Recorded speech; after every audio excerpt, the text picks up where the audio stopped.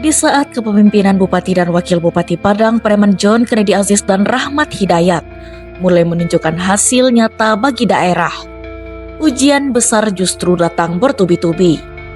Bencana banjir dan longsor melanda berbagai wilayah di Sumatera mulai dari Aceh, Sumatera Utara, hingga Sumatera Barat. Kabupaten Padang Pariaman menjadi salah satu daerah yang terdampak paling parah.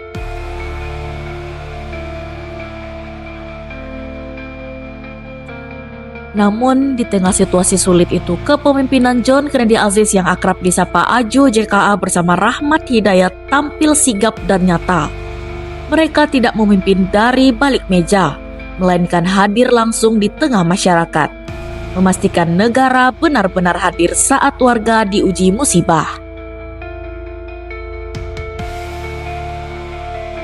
Sejak kejadian besar pertama pada 22 November 2025, berupa putusnya akses jalan Kampuang Bone menuju Polres Padang Pariaman di Parit Malintang, JKA langsung bergerak cepat. Pada hari yang sama, tokoh nasional yang 2 periode di DPR RI itu menghubungi Sekretaris Utama BNPB guna memastikan proses pendataan serta penanganan darurat dilakukan secepat mungkin.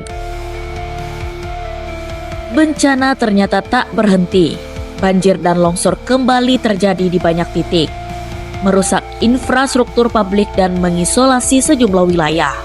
Salah satu yang menjadi perhatian serius adalah Korong Sipisang Sipinang, Nagari Anduriang, Kecamatan 2x11 Kayu Tanam yang terputus total akibat longsor.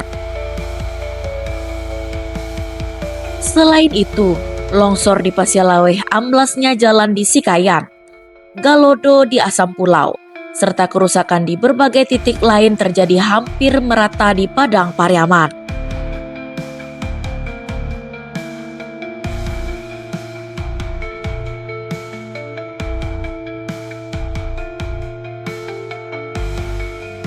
JKA memimpin langsung proses penanganan di lokasi-lokasi terdampak, mulai dari pendistribusian bantuan logistik hingga percepatan pembukaan akses jalan.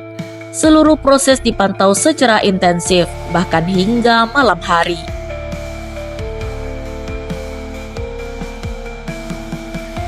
Dalam kondisi akses darat terputus, penyaluran bantuan dilakukan menggunakan sistem tali atau trol selama beberapa hari demi memastikan kebutuhan warga yang tetap terpenuhi.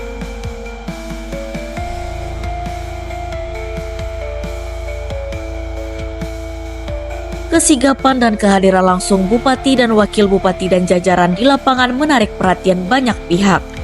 Setelah kunjungan Kepala Staf Kepresidenan, Kabupaten Padang Pariaman bahkan mendapat perhatian khusus dengan kedatangan langsung Presiden Republik Indonesia, Prabowo Subianto bersama jajaran kementerian dan lembaga terkait. Kehadiran Presiden menjadi angin segar bagi proses pemulihan sekaligus penegasan komitmen negara dalam menangani bencana di Padang Pariaman.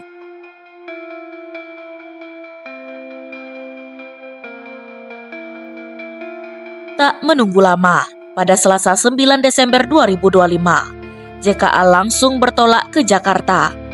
Ia melakukan audiensi dengan Direktorat Jenderal Cipta Karya Kementerian Pekerjaan Umum dan disambut langsung oleh Dirjen Cipta Karya Dewi Komistriana.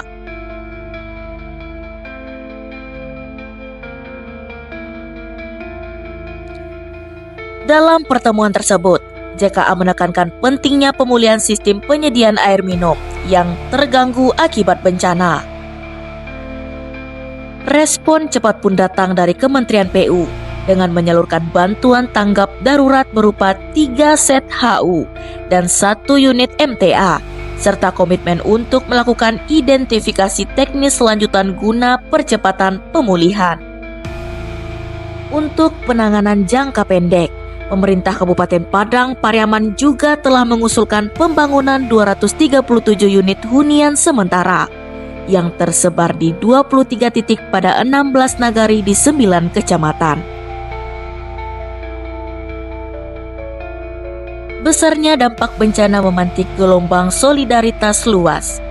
Dukungan datang tidak hanya dari masyarakat lokal, tetapi juga dari para perantau Padang Pariaman di berbagai daerah.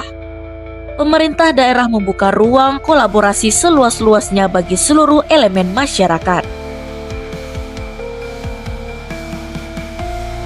Tak hanya posko bencana, kantor nagari dan kantor camat, rumah dinas Bupati Padang Pariaman dibuka 24 jam sebagai pusat koordinasi relawan dan donatur. Ia juga mengajak masyarakat untuk aktif berkolaborasi dan melaporkan apabila masih terdapat warga terdampak yang belum tersentuh bantuan. Di tengah bencana besar, kepemimpinan John Kennedy Aziz dan Rahmat Hidayat diuji dan justru di sanalah keteguhan dan kehadiran serta kerja nyata mereka untuk Padang Pariaman semakin terlihat.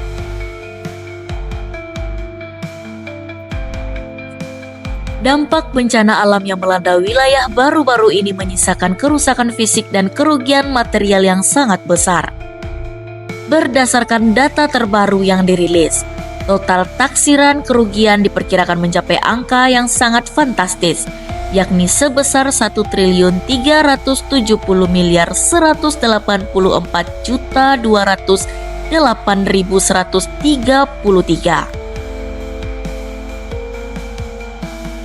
Angka tersebut mencakup kerugian infrastruktur seperti jalan, jembatan, irigasi yang menelan biaya perbaikan sekitar 926,7 miliar, serta kerugian non-infrastruktur yang mencapai 443,4 miliar.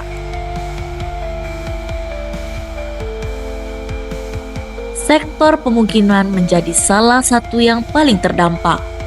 Tercatat sebanyak 4.842 unit rumah terendam banjir, sementara ribuan lainnya mengalami kerusakan dengan rincian. Rusak berat 404 unit dengan usulan pembangunan Huntap dan Huntara. Rusak sedang 344 unit, rusak ringan 2.708 unit. Bencana ini juga memaksa sedikit 4.847 warga mengungsi ke tempat yang lebih aman. Selain korban dari penduduk setempat, ditemukan pula 40 jenazah yang terbawa aliran dari daerah lain melalui sungai Batang Anai. Fasilitas umum juga tidak luput dari kerusakan. Dilaporkan sebanyak 53 fasilitas pendidikan, 51 fasilitas ibadah, serta puluhan jembatan dan titik jalan mengalami kerusakan serius. Sektor sanitasi dan air bersih pun terganggu dengan rusaknya 16 unit spam. Di sektor ekonomi rakyat, para petani dan peternak mengalami pukulan telak. Lebih dari 1.200 hektar sawah dan 577 hektar ladang terendam atau rusak. Kerugian terbesar di sektor hayati terlihat pada jumlah hewan ternak yang mati, yang mencapai 14.080 ekor, serta puluhan kolam tambak yang hancur.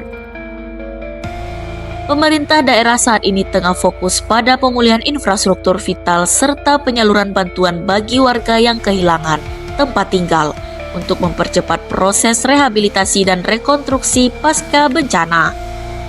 Setelah menyelesaikan masa tanggap darurat bencana dan bersiap untuk memasuki masa transisi darurat pemulihan bencana untuk 3 bulan ke depan.